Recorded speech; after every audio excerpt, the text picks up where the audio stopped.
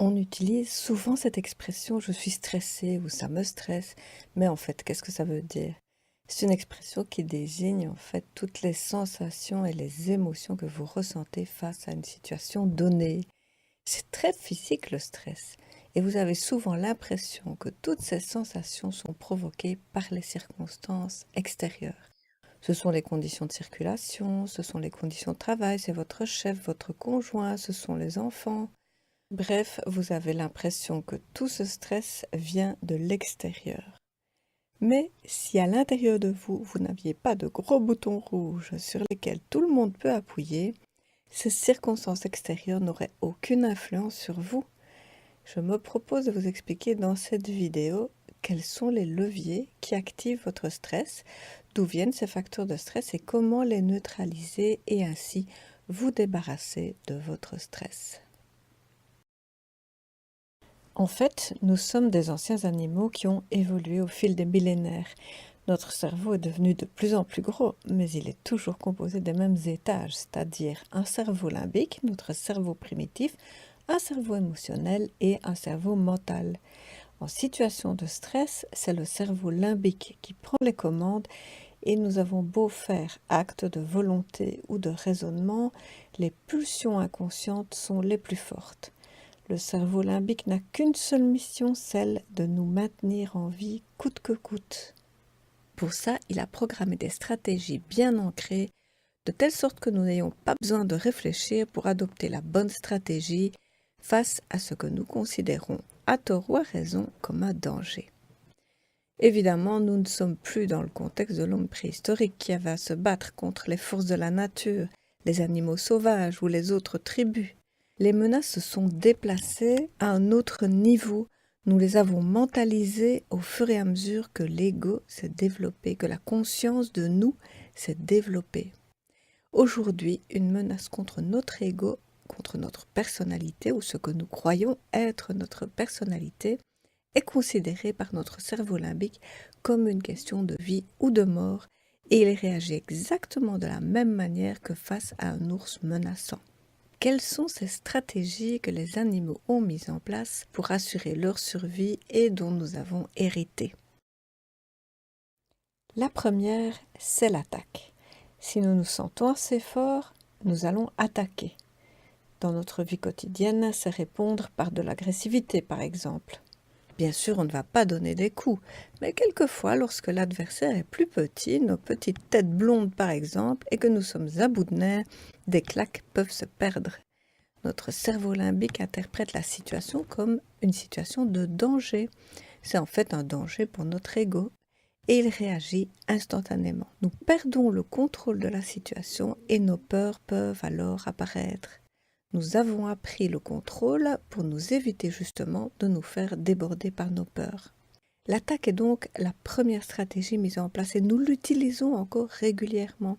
Pas aussi violemment que lorsque nous étions des hommes ou des femmes préhistoriques, heureusement, mais c'est une réponse fréquente chez certaines personnalités blessées dès la plus tendre enfance. Je pense ici à certains milieux sociaux ou groupes de personnes où c'est devenu un mode de communication. Plus la violence est grande, plus cela signifie que nous nous sentons en danger de mort, plus nous sommes prêts à tuer notre ennemi. Si nous ne le faisons plus en acte, il nous arrive pourtant de le faire en parole et c'est aussi blessant pour notre adversaire. La seconde stratégie est la fuite. Quand nous sentons que l'adversaire aura le dessus, nous prenons nos jambes à notre cou et nous nous éloignons le plus rapidement possible de la menace.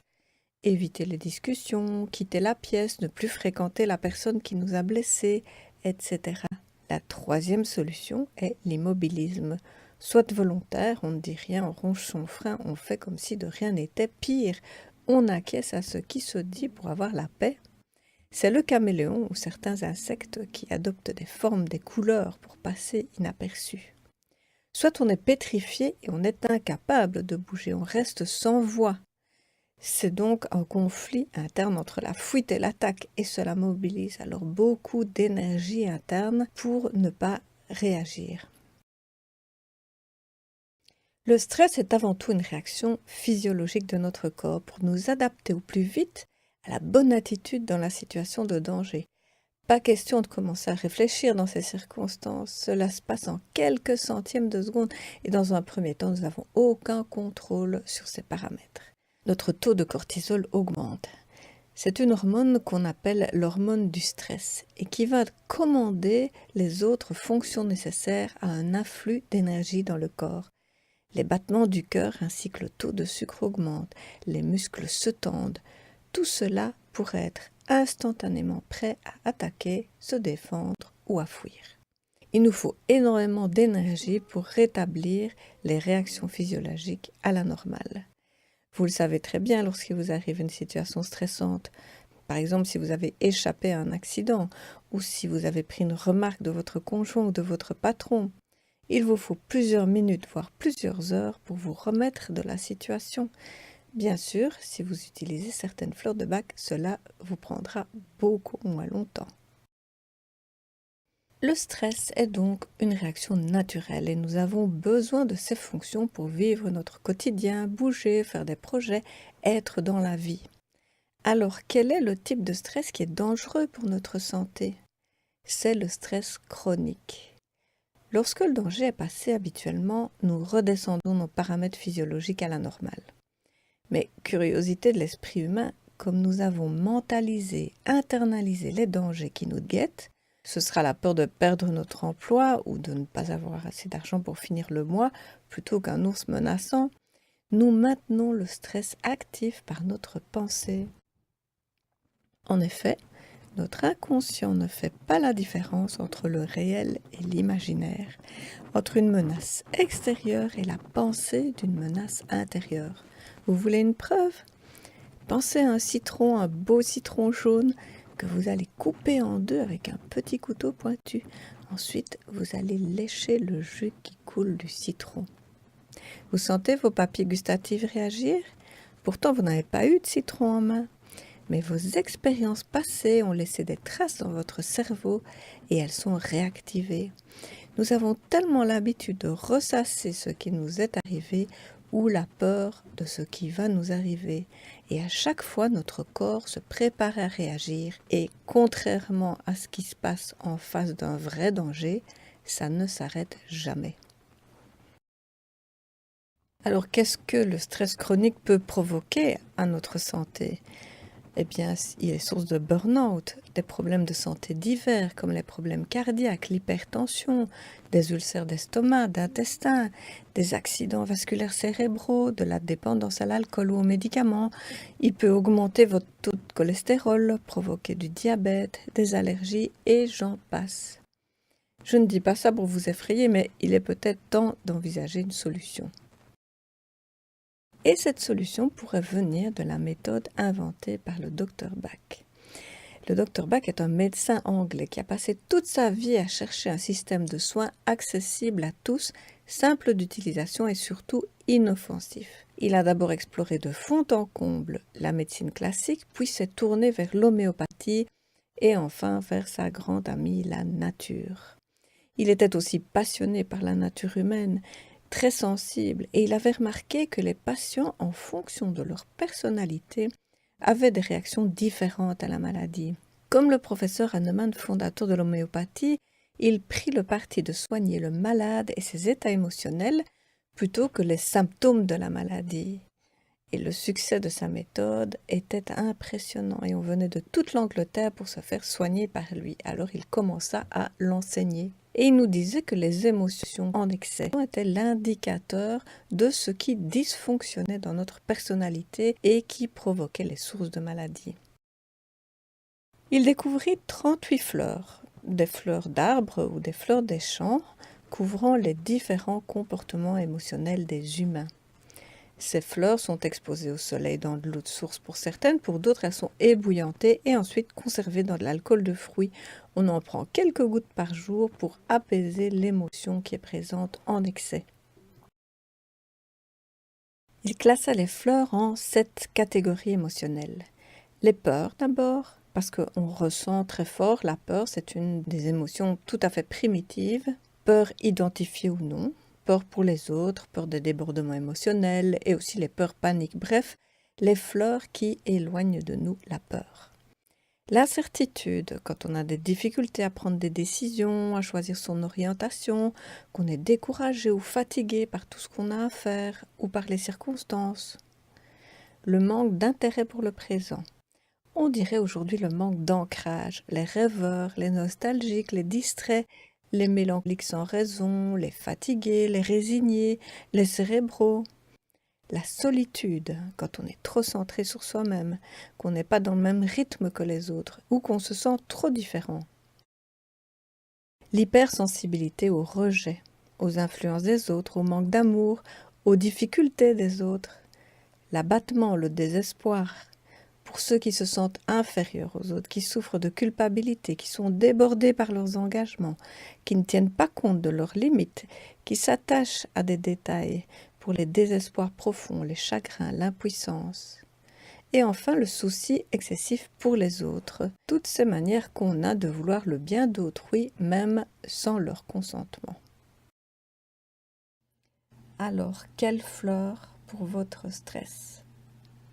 Je vous ai dit dans l'introduction de cette présentation qu'il n'y avait pas une fleur pour traiter le stress ou plusieurs fleurs pour traiter le stress, mais qu'il y avait des fleurs pour votre stress à vous. Parfois même, une seule est suffisante pour diminuer votre niveau de stress de manière considérable. Alors on va quand même parler d'une généralité parce que le docteur Bach a considéré que c'était important de traiter les situations d'urgence qui provoquent un stress intense, incontrôlable et qui peut parfois nous immobiliser complètement, nous faire péter tout à fait les plombs. Ce sont les situations les plus aiguës de stress qu'il a pu rencontrer. Il a donc créé le Rescue, le remède de secours. C'est un remède composé à base de 5 fleurs, le cherry plum, le prunelier, qui est une fleur qui va empêcher les pétages de plomb, Star of Bethlehem, qui est une fleur qui va soigner et apaiser les chocs émotionnels principalement et ceux qui vont rester dans le futur. Donc on va éviter déjà d'emblée que ça ne s'inscrive physiquement dans notre corps et dans nos cellules. Impatience qui va calmer l'agitation qu'on peut ressentir dans les états de stress. Roc rose qui va soigner les peurs paniques et clématis qui va traiter cette sensation qu'on a quand on est dans une situation intense, qu'on va décrocher. Soit qu'on va tomber dans les pommes, soit qu'il va se passer quelque chose et qu'on va plus pouvoir gérer du tout la situation, que ça va s'arrêter tout d'un coup et que on va perdre la maîtrise, un peu comme une sensation de mourir. Vous savez, quand vous êtes dans un stress intense, comme avoir échappé à un attentat, un accident de voiture, ou simplement une chute dans les escaliers, tout d'un coup, votre corps ne réagit plus. Et Rescue va permettre de remettre tout ça en mouvement. Donc, dans les situations de stress extrême, même si ce sont des situations provoquées par une idée comme l'idée de passer son permis de conduire, l'idée d'aller chez le dentiste, l'idée d'aller à un rendez-vous avec une personne importante, même si ça ne concerne que des idées, Rescue va pouvoir vous aider à résorber ce stress et à vous présenter beaucoup plus sereinement à tous ces rendez-vous ou à gérer ce qui s'est passé précédemment.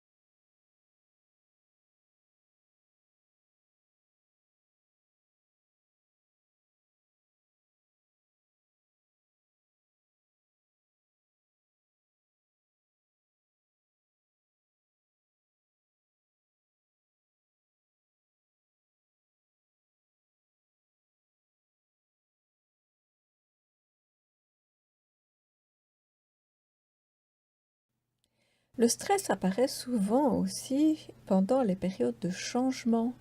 Dans toutes les échelles de stress qui ont été mesurées scientifiquement, la plupart des premiers niveaux sont des niveaux où il se passe un changement. Par exemple, la mort du conjoint, vous allez me dire, c'est un changement extrême, on est bien d'accord. Mais des changements d'ordre professionnel, un déménagement, l'arrivée d'un enfant dans une famille, donc même des changements positifs comme un mariage, génèrent un niveau maximum de stress. On devient tout à fait sensible à tout notre environnement parce qu'on doit quitter sa coquille pour changer de repère. Tout ce qu'on avait construit comme barrière de protection pour se sentir à l'aise est en train de se transformer à cause de ce changement. Et pendant cette période de nomadisme, on va dire, le stress augmente jusqu'à ce qu'on ait repris de nouvelles marques, de nouvelles habitudes et qu'on soit de nouveau dans notre cocon, dans notre nouveau cocon. Walnut va nous aider à vivre ces périodes de changement, à nous construire une carapace temporaire, le temps que nous trouvions nos nouveaux repères. Je vous ai dit aussi que le mental jouait énormément d'importance dans les situations de stress, parce que nous revivons encore et encore des situations qui sont déjà passées. Nous aimons à nous les repasser, c'est plus fort que nous, c'est obsessionnel. Ou bien nous vivons déjà des situations anxiogènes qui ne sont pas encore passées, comme justement, par exemple, envisager de passer son permis de conduire ou d'aller à un rendez-vous, alors que si on arrêtait tout simplement de penser, le stress n'apparaîtrait même pas. Je vous rappelle que votre inconscient ne fait pas de différence entre une situation réelle et une situation imaginaire. Juste pour exemple, imaginez que j'ai dans les mains un citron que je vais couper en deux et je vais le lécher. Tout de suite, vous allez sentir vos glandes salivaires qui ont une réaction, ça a une réaction physiologique, alors que vous êtes juste en train de m'écouter parler d'un citron que je vais couper en deux et que je vais lécher. Le mental est tout le temps en train de travailler. On va essayer, et le marronnier blanc va nous y aider, d'apaiser ce mental qui tourne comme un carrousel fou duquel on ne sait descendre. Le white chestnut, le marronnier blanc, va permettre de calmer, d'apaiser le mental et simplement d'entrer dans une dimension où la pensée s'éteint petit à petit. Ça ne veut pas dire que vous devenez moins intelligent, pas du tout. Mais ce sont les pensées inutiles, les pensées dont on n'arrive pas à se débarrasser et qu'on voudrait bien laisser partir, qui vont pouvoir s'en aller avec White Chestnut. La dernière fleur que je voudrais vous présenter, c'est Vine, la vigne, qui aide à renforcer l'autorité naturelle. Qu'est-ce que l'autorité a à voir avec le stress ? Eh bien, souvenez-vous de la situation dont je vous ai parlé du matin où les enfants n'ont pas du tout envie d'aller à l'école, n'ont pas du tout envie d'obéir, n'ont pas du tout envie de prendre leur cartable et de suivre votre rythme. Qu'est-ce qui va se passer? La pression va augmenter.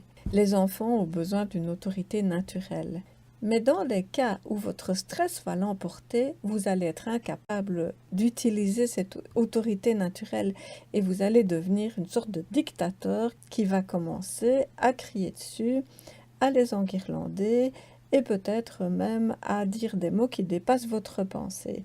Votre stress interne va conduire peut-être à une certaine forme de violence. Vous pouvez les attraper par la peau du cou pour les mettre dans la voiture de force. Et c'est vraiment très souffrentiel parce qu'en plus, après, vous allez souffrir de culpabilité d'avoir agi comme ça. Mais c'était plus fort que vous parce qu'il y avait, selon vous, un danger dans le fait que vos enfants ne vous obéissent pas. Peut-être la peur d'être complètement dépassé, la peur d'arriver en retard, des peurs profondes que vous avez associées à cette situation où les enfants ne vous obéissent pas. Ça vous parle ? Donc dans ce cas, ce sera Vine qui va vous permettre de renforcer votre autorité naturelle. Vous savez qu'il est important que les enfants aillent à l'école, qu'ils s'habillent, qu'ils apprennent des rythmes de vie, etc. Et vous allez pouvoir alors leur parler de manière tout à fait naturelle, même si ils sont pas tout à fait d'accord avec vous. Vous allez pouvoir trouver alors les arguments qu'il faut au lieu de vous mettre à crier et d'essayer de les obliger à faire ce que vous voulez. Bien sûr, il existe d'autres fleurs parmi les 38 que le docteur Bach a découvert qui peuvent vous aider à réduire votre stress. J'en ai sélectionné une petite vingtaine qui va se rapporter à votre stress spécifique. Parce qu'on peut aussi être stressé pour plein d'autres raisons, comme par exemple un sentiment d'infériorité, par de la timidité, par le fait qu'on n'arrive pas à prendre des décisions, parce qu'on procrastine et que ça augmente notre niveau de stress, parce qu'on est hypersensible à ce que les autres disent et pensent de nous, etc., etc. Vous pourrez donc, sur base de la description de chacune des fleurs, comme je viens de le faire pour les quelques fleurs précédentes, vous reconnaître ou reconnaître votre situation dans cette description. Vous allez alors prendre la fleur qui vous convient et vous faire un petit mélange de quelques fleurs que vous allez prendre régulièrement pendant une période de 3 semaines, de telle sorte que vous soyez complètement imbibé du message que les fleurs ont à vous transmettre pour rééquilibrer toutes les émotions qui sont liées à votre stress. Si vous voulez en savoir plus sur cette méthode, je vous conseille d'aller regarder la page en cliquant sur le lien qui est sur cette diapositive ou en cliquant sur le lien sous la vidéo. Dans ce programme, vous en apprendrez plus sur le stress, sur le fonctionnement de votre inconscient, sur votre ego, sur le docteur Bach, sur comment ça marche, les fleurs de Bach, sur la manière de préparer évidemment votre remède de A à Z et bien sûr le descriptif de chacune des fleurs qui va pouvoir vous convenir pour votre stress personnel. Alors j'espère déjà que cette présentation vous a aidé parce que ce sont des fleurs qui sont déjà fort intéressantes pour une majorité des stress. Mais si vous voulez vous débarrasser de votre stress pour toujours, et je dis pour toujours parce que chaque fois que vous serez aux prises avec du stress, vous pourrez l'identifier et trouver la fleur qui vous convient. Alors, il suffit de venir me rejoindre dans le programme anti-stress. Débarrassez-vous du stress pour toujours.